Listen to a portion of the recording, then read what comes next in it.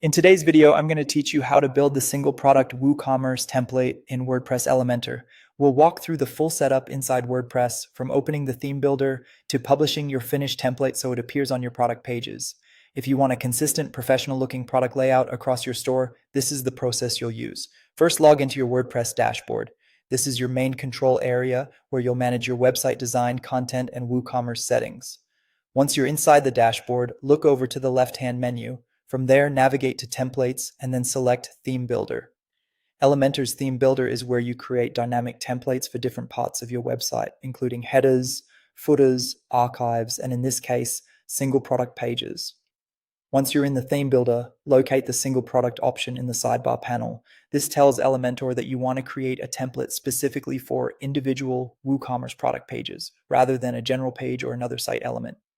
Next, click the plus icon or use the Add New button in the top right corner. Either option will start the process of creating your new single product template.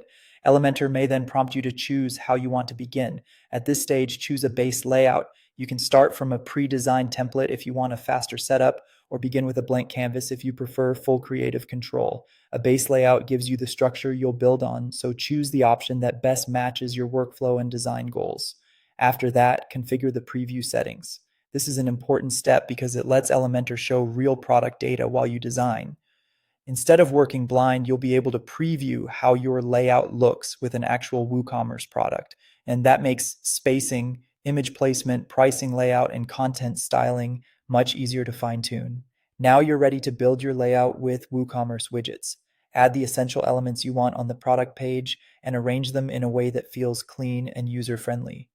As you build, focus on readability, visual hierarchy, and making the purchase path as smooth as possible.